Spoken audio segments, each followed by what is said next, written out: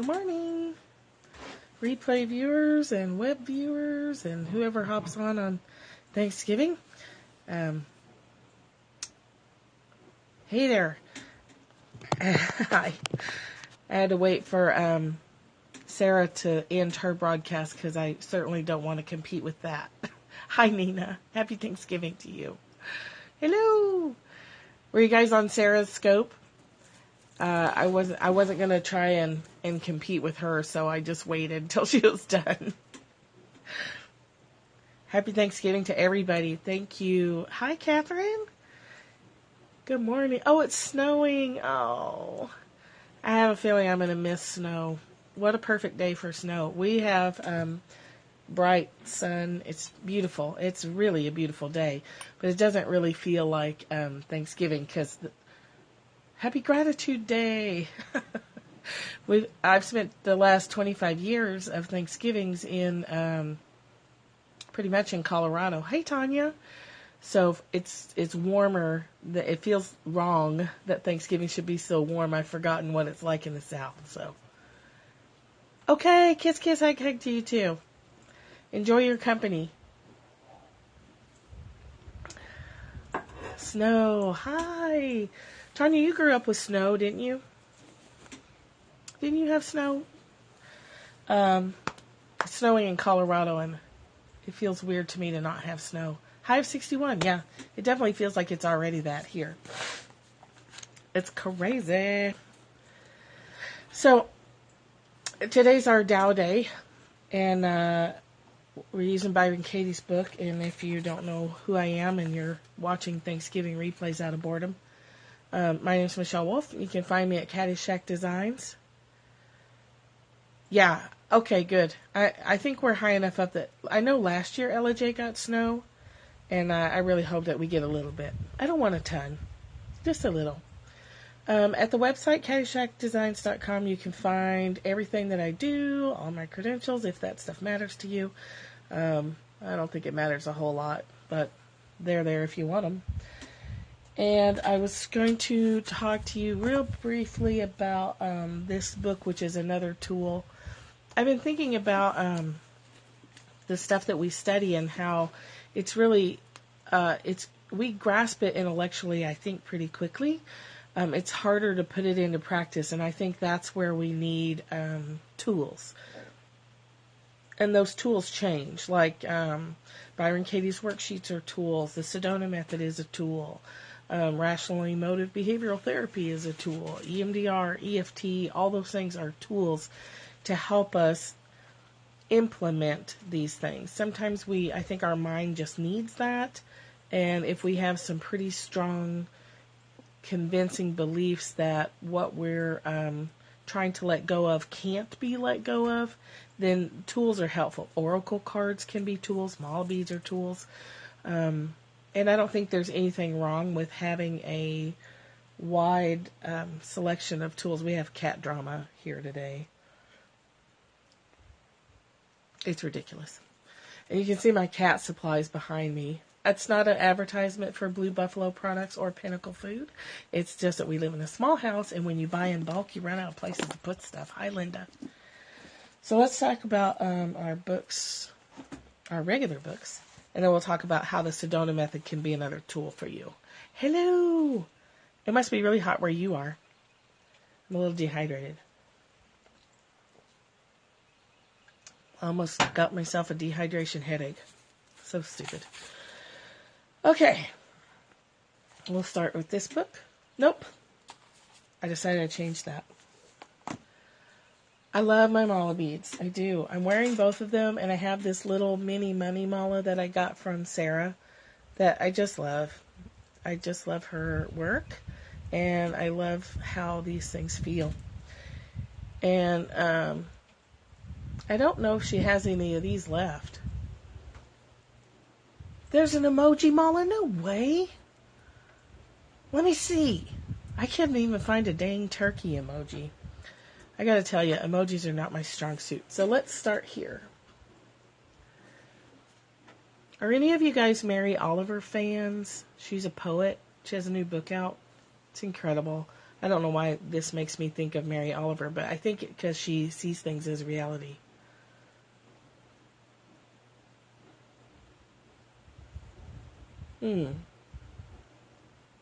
Okay.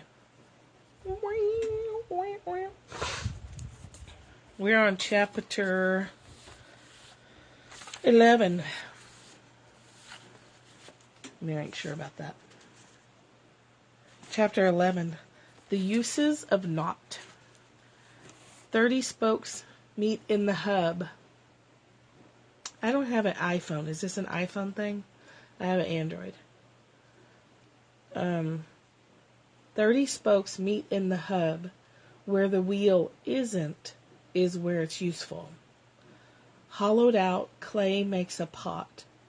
Where the pot's not is where it's useful. Cut doors and windows to make a room. Where the room isn't, there's room for you. So the profit in what is in the use of what isn't. So it's kind of funny. So her notes say, one of the things I love about Lao Tzu is he is so funny. He's explaining a profound and difficult truth here. One of those counterintuitive truths that when the mind can accept them, suddenly double the size of the universe. He goes about this with deadpan simplicity, talking about pots. He's talking about the negative space. In art, some people who are struggling to learn how to draw, and anyone can learn how to draw. That's a soapbox issue I have when people say they can't draw. Anybody can learn how to draw. It's a skill like any other. But one of the ways in learning drawing is the negative space. Instead of looking at just the object you're trying to draw, you look at the negative space and draw that.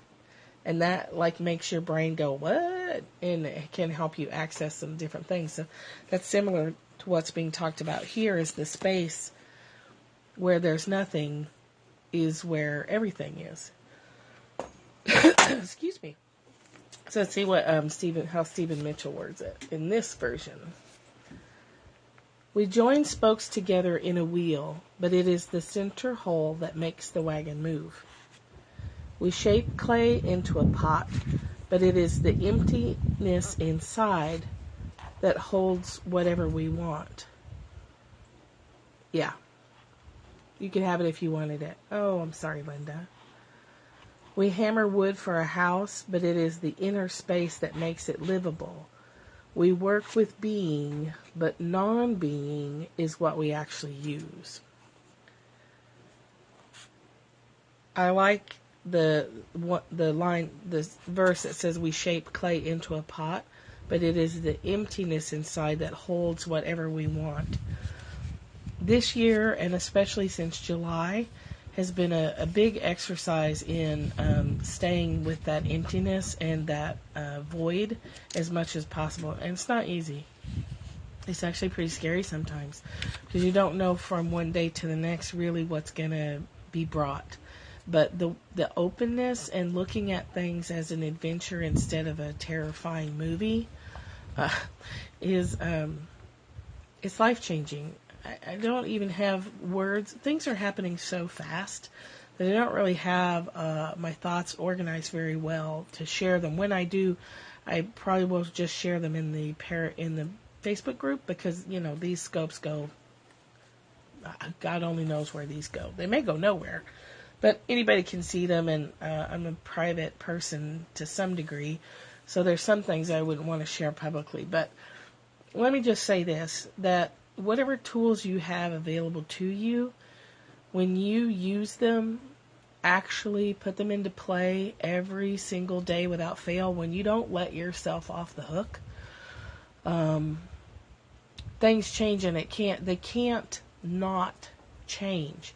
And it's not that you're seeking, you shift from, what's happening is shifting from seeking change. We're in the speed round for real. We are speed dating the universe. I just can't, and also too, I think in some ways we've gone beyond words. in 2011, I switched from writing predominantly to art. And I felt like I just wanted imagery.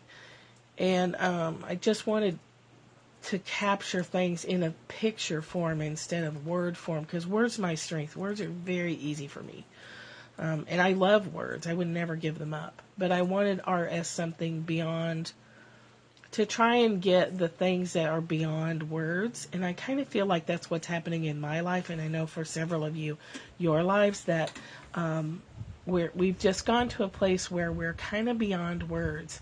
And so we're left with trying to express concepts to each other that I think we all know what we're talking about, but anyone who's not experiencing the same things would probably hear, like we were talking Greek or something. Like, it probably wouldn't make sense to people not on the same path. Yeah, so when you can't find words for stuff, it's just hard. And what I like about this Tao Te Ching study that we're doing is that it's still using words, but the imagery, it's still giving us, I don't even know how he managed to do this. I honestly am pretty fascinated by this book and who wrote it, and how long ago it was written, and how we're still getting such vivid imagery in a really short section of words. And it's translated.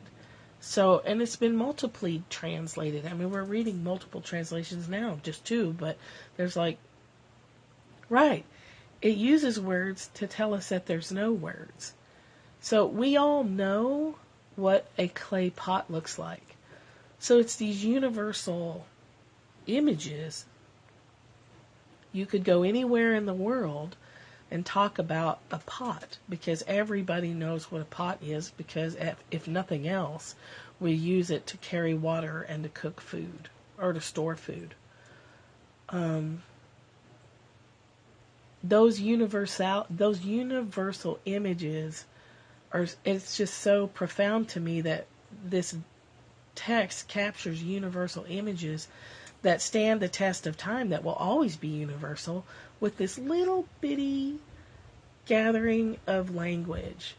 That's like pure mastery to me, to be able to express a concept with, 10 words instead of 300 that's in a book.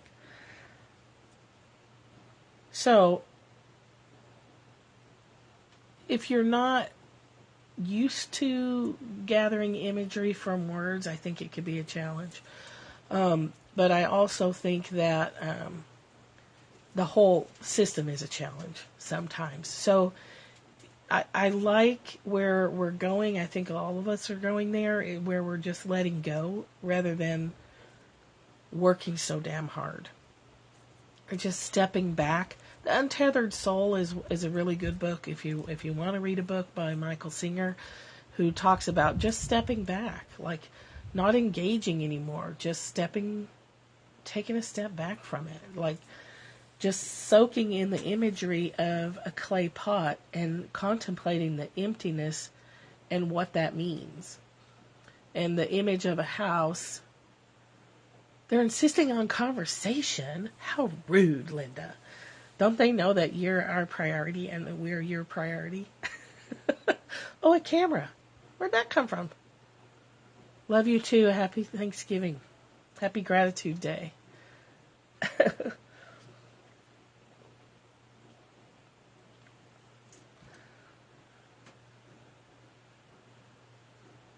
So anyway, I'm fascinated with this. We haven't even read this book yet.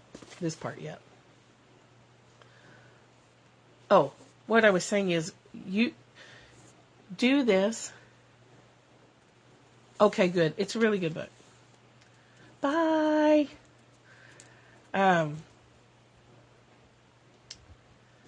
Use whatever tools you have at your disposal to put these concepts into practice. So here's an example. I've started really working, really practicing this process of whatever emotion crosses my mind, as soon as I'm aware of it, I'm amplifying it and making it big. And I mean even little stuff. So I'm not letting myself off the hook at all. Byron Katie does a 9-day live-in residential treatment, basically. She also does a 28-day residential treatment. for people struggling with addictions of any kind. 28 days. I can't even imagine. Anyway, 9 days she does a live-in thing where all you do all day long is you do this. You look at your story. Every time you have a judgmental thought, you grab it and you work on it in groups and with her and with other people trained by her. And her, she's there at them, and she does them in California and Germany. But I was thinking 9 days. First of all, I had a scholarship to go to that several years ago, and I just couldn't get away. So that was kind of a bummer. But now I can see that there's no way I could have handled it. We're all addicted to something, and 28 days would be amazing. So, but you can do that. I mean, you don't have to go away from home to do it, and a lot of us can't be gone for 9 days. But you can put yourself on that kind of regimen where you are. Pick a tool that you like and use it for 9 or 10 days straight. Every time you have a judgmental thought, every time you catch yourself feeling something, amplify it, make it bigger, see what happens. What's happening in this part of the world is pretty outstanding. In my world, mine and my husband's world is pretty amazing. So anyway, try really, not intellectually, really putting these things into practice every day. It'll knock your socks off, I promise. Okay, chapter 11. We work with being, but non-being is what we use. As the mind realizes itself, it stops identifying with its own thoughts. This leaves a lot of open space. A mature mind can entertain any idea, and it's not threatened by opposition or conflict because it knows that it can't be hindered. So when someone comes along and gives an opinion opposite of yours, I think refugees should be allowed with proper, vetting processes. Somebody else comes along and says, I'm so glad my governor isn't letting in refugees, as if that's even possible. But you know what I mean? I don't jump to defend my position because ultimately it doesn't matter, and ultimately I don't know what's best. So I keep my opinion.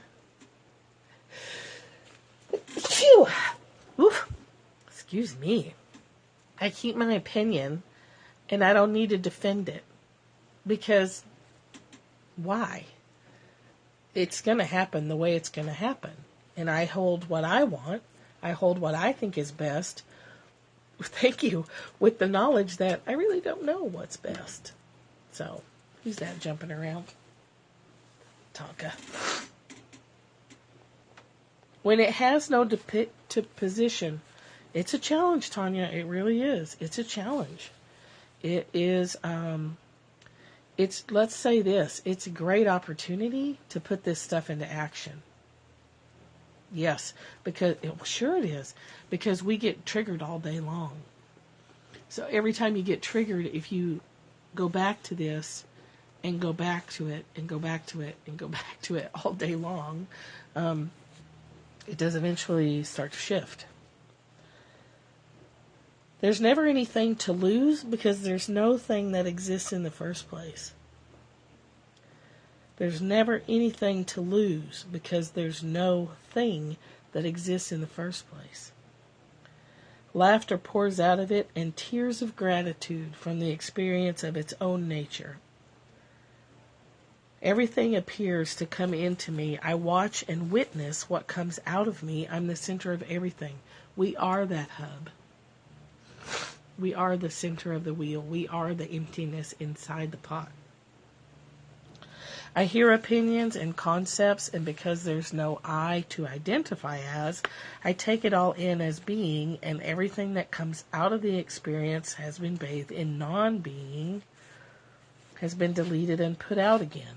It comes in, it synthesizes, it's deleted, and what goes out is non-being appearing as being. When you realize that you're no one, you're comfortable with everyone, no matter how desperate or depraved they may seem. Also challenging. When you realize that you're no one, you're comfortable with everyone. If I don't feel a need to change you in any way, no matter who you are or what you've done or what you're doing, I am completely free to just be with you. And the ironic part of that is when you accept everyone, you won't encounter the people that don't resonate. They just disappear. It's like they just don't exist anymore. But you've got to be that comfortable for them to have the freedom to disappear. I feel like I'm talking in circles. We kind of are talking in circles. But there's a really deep truth here. The only way that I could work with men coming out of the Department of Correction system and having to go through rehab and being really fucking angry about having to go through rehab is my willingness to meet them where they were. Criminals say some really stupid shit. They really do. The thought processes that go into making criminal activity okay in the mind of someone who does a lot of criminal activity is so convoluted and ridiculous that when you hear it, you're just like, how did you even get there? How did you even get to that conclusion of your own thoughts? So we think if I accidentally drive off and leave my garage door open, that our stuff should be okay, that our neighbors will respect our stuff. It's pretty generally safe. It is amazing. It's fascinating. It was fascinating. I don't do it anymore, but we think, and generally speaking, if you go off and leave your garage door open, you're going to come back and all your stuff is going to be there. Your neighbors are not going to go rob you. The chances of somebody coming through the neighborhood and robbing you are pretty slim. However, your average person sees an open garage door and doesn't even think twice about it. Like, it doesn't usually even register like, oh, the garage door's open. A criminally minded person sees a garage door open and views that as an open invitation to come and take your stuff. And they don't feel bad at all when you get upset your stuff was taken because, hey, you left your garage door open. So that's on you, buddy. I can't help it that you invited me, and I'm dead quoting more than one person who was a burglar type person. It's an invitation. They go around to houses and test the windows. If your window's open, they're going to go in and take your stuff and never feel bad about it. That's the hard part when you're working with them, is you expect that you're going to, you expect you're going to change them and you're going to make them understand that what they did was a bad thing, and you're not. And the therapists that can be successful, you're not going to change it. They can change it. So here's what happens.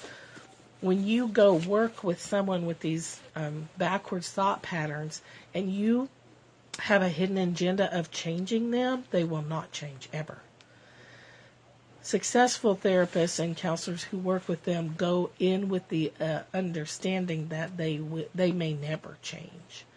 And it's your job to just get them to understand cause and effect, that if they continue to do that, they will continue to go back to jail. You can still want to do it. You can still view that as an invitation, but you have the choice to accept the invitation to the robbing party or not. That's where you have to go. I mean, you have to work within those thought processes. But by doing that, sometimes they get it. But you shut down that opportunity if your agenda anywhere in you, and they know it, whether you're even aware of it or not, if your agenda anywhere is to change someone else, they know it, and therefore they can't. They literally cannot change. When you're expected to change by someone else, how often do you change? You don't. You might change temporarily. Changes imposed by us on our children and spouses don't last. Yes, that's what non-doing looks like. That's what non-being looks like. Combinations of all those things, Michelle. people I were working with, the kids and the adults, were often multi-generational gang families. So, grandpa might have been an OG gangsta, for real, like a for real gangsta. And then I'm working with grandson or great-grandson who's been raised with that family culture. The thing is that grandpa and great-grandpa OG gangsta have changed their minds, but the youngsters already learned it. So that, yeah. As we get older, we tend to wake up to that stuff. And so then they try to change their kids' and grandkids' minds, and it's too late. So it's multi-generational stuff. But the same thing with your spouse, your kids, and ultimately with yourself. If your intention is to change, you won't change. You can't. You're locked in because you're trying to change something that you're reaching out again. You're reaching out to something when there's nothing to reach out to. That's what she's saying. There's nothing there. So the less we reach out and try to change and try to defend and try to fight, whether we're fighting in here or out there, the more space opens up, the more freedom just naturally arises, and the most amazing love and natural gratitude naturally arises. That's those moments when you go outside and you see the moon, like the moon was last night, and it can move you to tears. It moved me to tears. The moon last night in this valley, framed by the trees, was classically spooky looking, and it was also amazing. Right. If we want to change someone, we're saying I'm right and you're wrong. Yes, exactly. So if I'm working with someone who has a messed up belief system like that, I'm thinking my belief system is right and yours is wrong. And I don't actually know that. For that person, that belief system may be completely accurate. I don't know. So let's continue. Wow, Tanya, see, you're living it. You're living it. Yeah. Right. And you know what happens? You have that agenda to change someone, they don't change, and you just end up exhausted and bitter and tired. All the work you're doing on yourselves will naturally be reflected in your children and spouses and coworkers and bosses. It will take care of itself if you let it. When you realize that you're no one, you're comfortable with everyone, no matter how desperate or depraved they may seem. There's no suffering I can't enter, knowing that it's already resolved, knowing that it's always myself I'm meeting. Jesus, what an interesting face you're wearing today. You're wearing the face of a criminal thinker today. Wow. Wow, Jesus. As we question what we believe, we come to see that we're not who we thought we were. The transformation comes out of infinite polarity of mind, which we've rarely experienced because the I know mind has been in control. I know. I know what's best for you. I know what's best for me. I know what's best for the country. And in fact, I know what's best for this whole entire world. That's the I know mind. And the don't know mind is, I know what I prefer, but I don't know what's best for me or you or this country. And I certainly don't know what's best for the world. I just don't. I know what I prefer. I know what I enjoy. I know what I like. But I'm not attached to any of that either. Because maybe I'll be introduced to something that I didn't think I would like, and I did. I do. Unlike broccoli, which I will never like. I flat refuse. You're not going to make me like broccoli. It's never going to happen. Yes, I think all of us are. We're coming out of that I know mind, even with ourselves. I don't know what's best for me. I know what I'm trying to do here with this. I know I feel better. I know things that I've wanted to let go of are just drifting away by themselves. Well, not really by themselves, but, it's easy. Things are getting easy. As we inquire, our world changes because we're working with the projector, the mind, and not with what is projected. We're going to the source. We're working with this instead of what's out there. We're rewriting the movie instead of trying to change what's already projected on the screen. Let it go. Write a new movie. It's a lot easier. We lose our entire world, the world as we understood it. And each time we inquire, reality becomes kinder. They are easy because we're working where we have power. It's easy when you work where you have power to make change, which is in yourself, and that's it. It's exhausting when you work harder than your client, or when you work harder than your spouse, or your child, or your boss. When you're working harder than they are, nothing's going to get done, and you're just going to beat your head against the brick and end up with permanent brick prints on your forehead.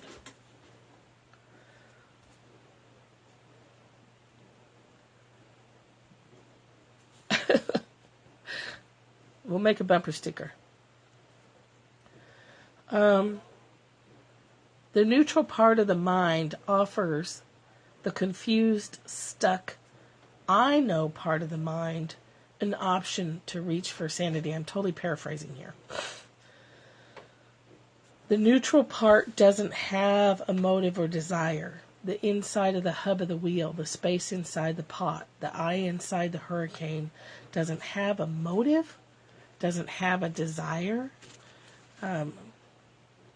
Hi, Christy. I don't know why I want to call you Chrissy, because I think it's Christy. Can I rename you Chrissy?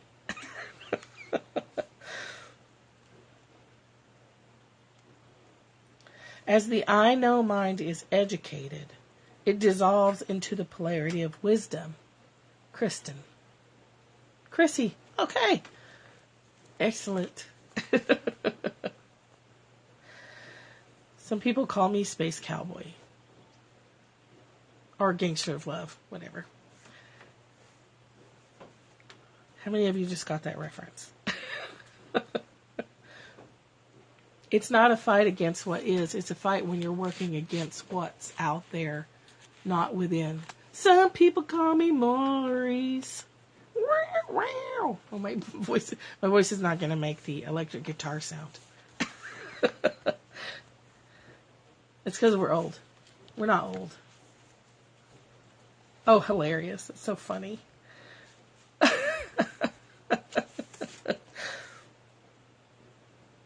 Okay, so the space in the pot doesn't have a preference. Doesn't have a motive or a desire. It doesn't have a should or a shouldn't. It's a bridge for the polarities to exist alongside each other. As the I know mind is educated, it dissolves into the polarity of wisdom. What's left is absolutely sane, undivided, and free. When you have those moments of sanity, and you have those moments of wholeness, and you start to string them together, they in themselves become addictive, and it's the best addiction ever. Because once I feel sane, feeling insane is horrible. It feels horrible to get caught up in judgment. It feels horrible to fight against reality. It's exhausting. It's painful. And I'm done with that. I don't do that to a great degree on very many things anymore. And the relaxation that follows that is the deepest relaxation ever. It's a relaxation at a soul level. It feels bad because it's so out of alignment with where you are. You're not in that place anymore that can tolerate that kind of conflict, internal or external. You're not there anymore. So the more you're in this other place of sanity, the more abrasive and just painful situations like that get, which is kind of nice because then it becomes a reinforcing cycle, right? Self-reinforcing. It becomes painful, so you step away from it more, which means you're more sane, you're more connected. I'm not doing, insert old behavior. I'm not, homie, don't play that game. We're not playing that game anymore. I've said that to people. I'm going to hang up the phone now because I'm not going to have this conversation. But what, argue. I'm like, I'm hanging up now because I'm not going to have this conversation. I'm hanging up the phone now. Goodbye. Click. As they're still talking as you're hanging up the phone. You're not going to do it. You don't have to. And it feels horrible to do that. Of course, now here's the important part. Oh my. Of course, all this is just a metaphor since there's only one mind. All this is just a metaphor. It's a way for us to understand it and work with it. But there is only one mind. The bottom line is that when the mind is closed, the heart is closed. When the mind is open, the heart is open. So if you want to open your heart, question your thinking. Questioning your thinking leaves you with less of a story. And who would you be without your story? You never know until you start asking. Yes. Yeah, we are the criminal mind too. We take advantage of opportunities that aren't good for us. I already ate 2 chocolate chip cookies, so I might as well just eat the whole bag. Because it's kind of like already going. I might as well just do it. Or we lie to ourselves. We say we're not going to gossip, and then we go to work and engage in gossip, and we lie to ourselves about it. We say, oh, well, I just need to vent, or I just need to... Oh, shit. I do that too, obviously. Obviously, that's the one thing about food problems, with issues with food. You can't hide it. You can hide being an alcoholic, but you can't hide it if you've got issues with food. That cake is sitting right there, so of course I'm going to eat it. What am I supposed to do? It's right there. It's right there in front of me. I have to. That's criminal thinking. The garage door is open. I have to go steal that stuff. They're asking me to steal that stuff.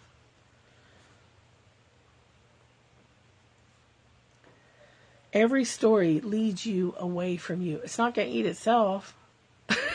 Right. This is so good. Every story leads you away from you. You are what exists before all stories. You are what remains when the story is understood. This is so cool. If you haven't watched Amelia's 1 minute mantra today, it was, my essence transcends all story. And we're just reading the same thing right now. Every story leads you away from you. You are what exists before all stories.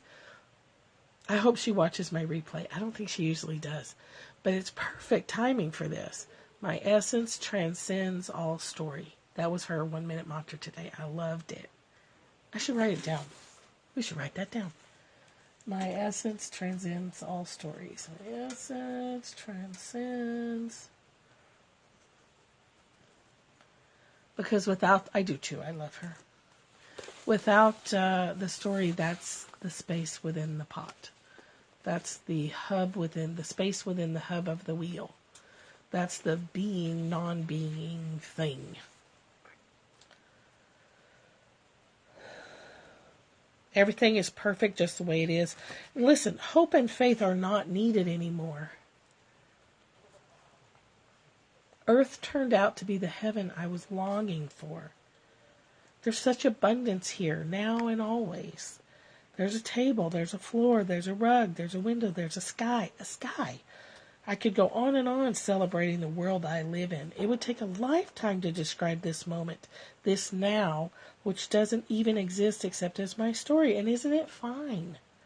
This wonderful thing about knowing who you are is you're always in a state of grace, a state of gratitude for the abundance of the apparent world.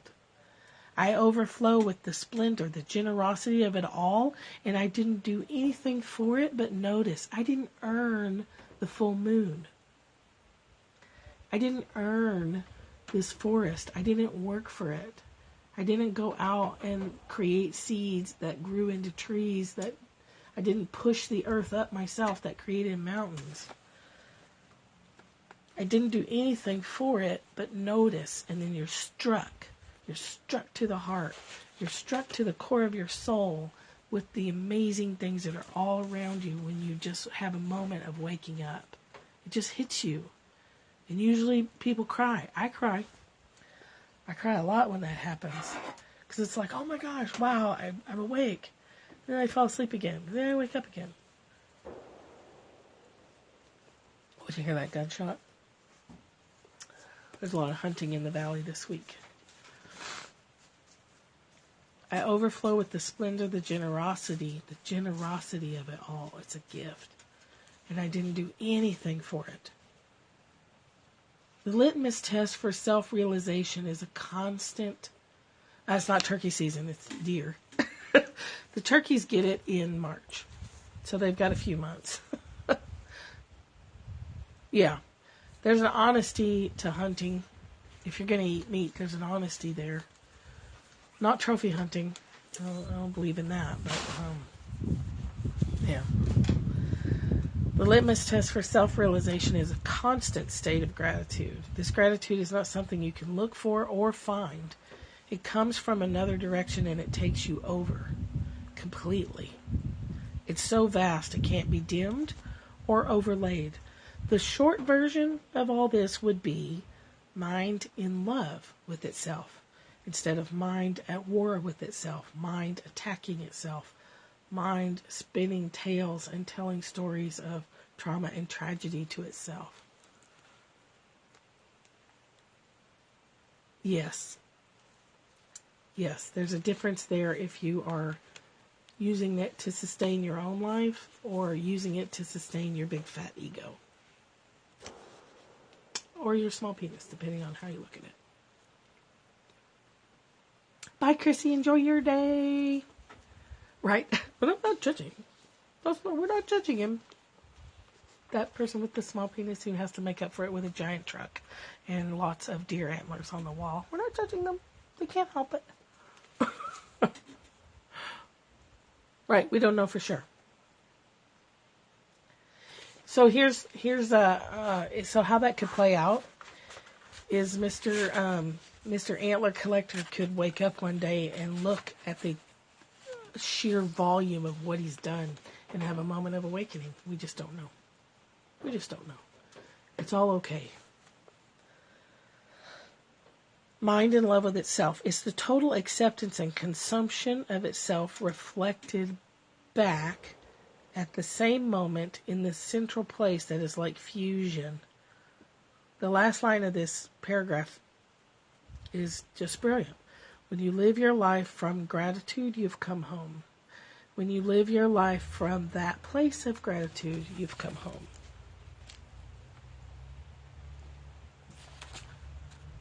Oh, so good.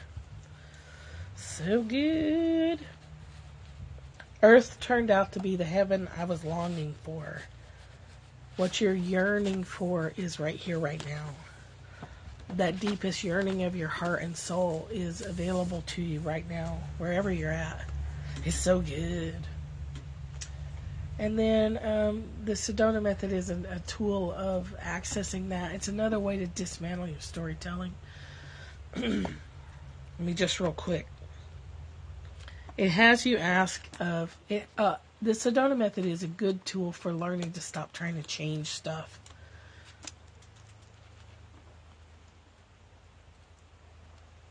So let me find you the introduction of it. It's real brief. You can find it online. You don't have to go buy the book. There's tons of, I believe there's YouTube videos.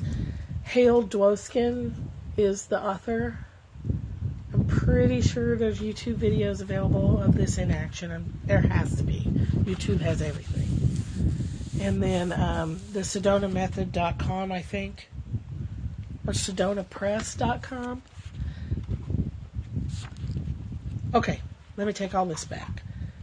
Sedona.com. You haven't heard this before? It's good. It's good. It teaches you a really quick series of 4 questions for accepting what is. So it goes right with Byron Katie's stuff. It goes right with the Tao of accepting what's right in front of you. It's a quick little tool that you can do it. So here's what Here's how it looks. Accepting what is. Accepting your partner, I just flipped it open, so we're on page 345. Accepting your partner just as your partner is will help you to open to the love you've been seeking. Could you simply allow yourself to welcome your current relationship if you have one? Could you embrace what's happened in the past and also whatever might come in the future? Can you allow yourself to embrace what is now and just let it be here? The most dynamic source from which to create anything you want in your life is the sense that everything is perfectly okay the way it is right now. This doesn't mean you might not choose something different, given the choice. But when you can welcome, accept, embrace, or allow what is in this moment, it gives you tremendous power to shift the energy of your relationship, both to being with love as it is, and open yourself to a more positive experience. So could you allow yourself to embrace what is right now in your relationship? Could you allow it to be the way it is? Could you allow yourself to relax in this moment, knowing that all is well? So let me just tell you real briefly, because my throat is getting tired.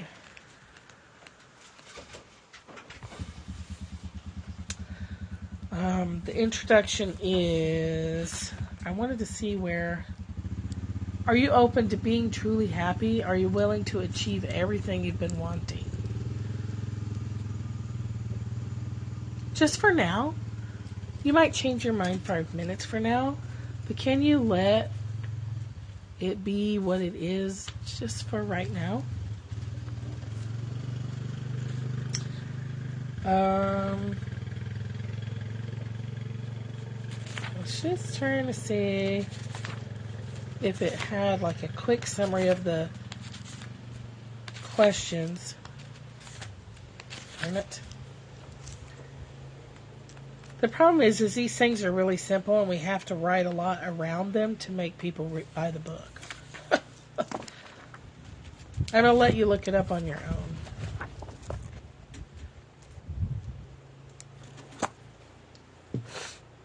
Right, you don't have to do anything right now. I'm glad that stuck with you. You don't have to do anything right now.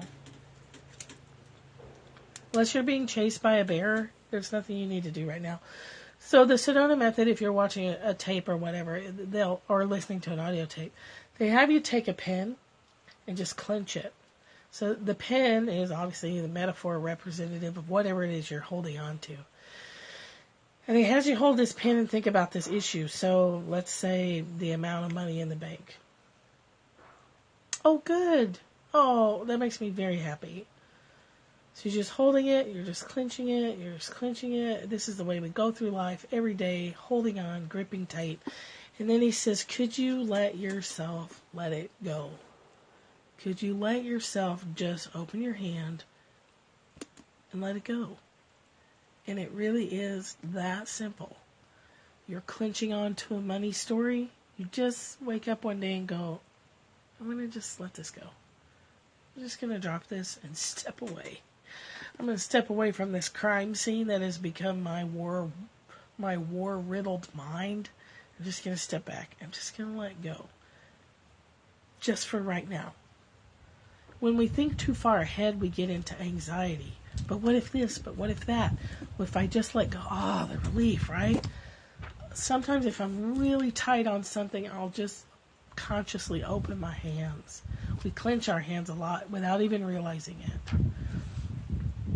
It's such a relief. And don't think any further than today or the next 5 minutes. Right. But you can't go into it thinking, I'm going to let go of this so that I can get something different. The total acceptance of what is, I'm not saying that's what you're doing. I'm saying that that's what a lot of people do. And that's what we've all done at some point. We're going to do this so that we can change ourselves, when really the whole point of it is to stop trying to change everything, to let things change themselves. When I was a caseworker, there's a woman on my page, Beverly Harris, one of the wisest women I know, who doesn't know that she's wise. And she's taken the Desire Map workshop too. And she taught me a long time ago to not return my voicemails right away when I was a caseworker. So I was driving myself nuts. Right. You let it go, and what happens? Your hand's open. Something else can come if your hand's open. To let it go, you got to open your hand. Yeah. Flip it over. Receive. So Beverly used to say, most problems will take care of themselves. And if you're killing yourself returning voicemails the minute you get them, she always taught me, just give people time. They generally will figure stuff out. If you call them back, we had a 24-hour window with which to call people back. And obviously, some phone calls had to be returned immediately. But a lot of them, if I would wait until the following day, by the time I returned their call, they would have already figured it out. So I had to stop thinking that I had the answer, or I had to have the answer, and I had to jump in and help these people fix it. I just stepped back, and I didn't believe Bev at first either. I was like, what? They're not, no way. They're like all cranked up and I need to call and help them. She'd be like, no, you don't. Just wait. Let them figure it out. And they did. And over time I learned that. The problem is I didn't then start applying it to my own life. I was applying it to other people's lives, but not my own. So, I think that's about... Okay, I'll share this with you from last night. So I had some experiences last night that I don't really have the words for yet, and I don't want to share on Periscope publicly anyway. I'll put them in the Periscope group when I eventually can figure out how to describe them. The one thing I did experience is doing the Koya. There's a move in Koya. If you've never done Koya dancing, go check out at Thrive with Sarah. Catch katch.me/Thrive with Sarah. Look for a Koya, Qoya. If you're a replay viewer and you've actually stuck it out this long, go find a Koya recording. There's a move in there where you go forward and stretch your back, and you go back, and it's all to open your heart. So you're going forward and back, opening up your heart. So I had that. I was doing that. And then I had my hands, sometimes I'll hold my hands out, like to, and up, like out and up to receive energy is my intention. Thank you. Thanks, Michelle. So my intention is I'm like opening up, but I'm holding my hands in this position. So I had an experience last night where I felt like my hands were turned into, I can't get in the camera, into this position.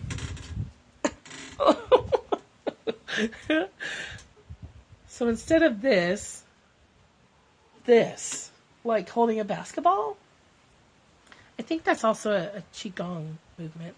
I know we did it in Tai Chi. Like holding a... When you back... Thank you. When you back away, you get all fun house mirror-y. I really hate that. Okay, I'm going to make it really small. I wish I had like a little puppet or a Barbie doll or something to demonstrate. So it felt like something... you guys totally jinxed each other. Turned my hands into more of an embracing. It really felt like that shift of going and getting energy and instead welcoming the energy that's here already. It was profound. It was about, it was momentary of my hands were in their general position normally, and then they turned. And the difference in that feeling was awesome.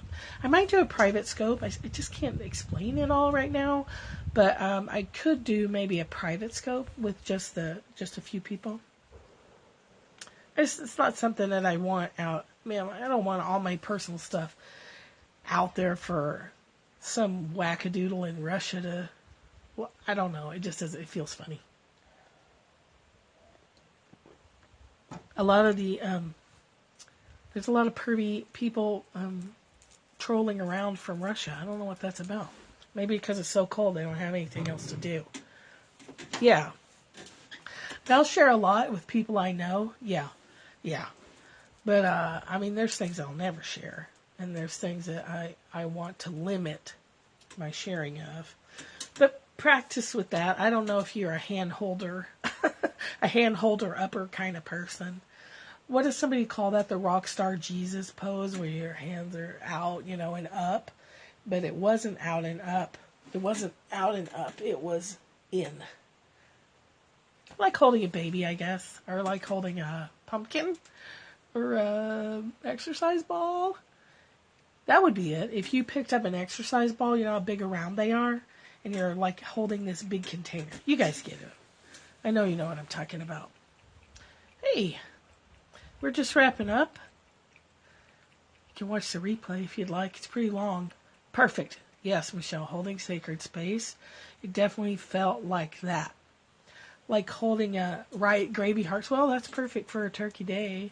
Thanksgiving Day to have the gravy hearts. So, it looks like brown gravy, right? Anyway, experiment with that physical positioning of our bodies, and see if it feels different to you to hold your hands out and up in the rockstar Jesus pose, or to turn them inward like you're holding a giant exercise ball. To me, it felt like welcoming the energy that's already present. Thanks. Already present. Because that's what I'm going for, is accessing what's already present and changing my mindset from thinking in terms of out there to terms of in here. In everything. So, that's all I got. My voice is fading. I feel like I've been talking forever. But this has been good. I told my mom before I got on here, because I was waiting for Sarah to wrap up. Thank you. You too. That I didn't really have anything to talk about today, so I was just going to read from the books. But I guess that wasn't true. Right. And Michelle, there's what I'm finding, and maybe you're all finding too, is there's an even greater. That relaxation I was talking about is that's like the tip of the iceberg. The relaxation that's coming from letting go of wanting to change. There's a ton to think about and experiment with. Thanks. Well, thanks for sticking it out. Thanks for being here on Thanksgiving. I wasn't sure if anybody would be available, which is okay. I'm always going to yammer on whether there's anyone here or not, but I'm glad you were here. And have a wonderful day, whatever you're doing today. We're having our neighbors over for dinner tonight. We're not doing like a traditional Thanksgiving thing. We'll do that next week when the babies come up. We're going to do, next Wednesday, we'll have babies here and family photos, and we'll do our Thanksgiving then. And I'll scope when they're up here. Me too. What does Sarah say? I'm whelmed with gratitude. You're welcome. Have a great day, whatever your plans are. So much love to you, and have a wonderful time. Love you bunches.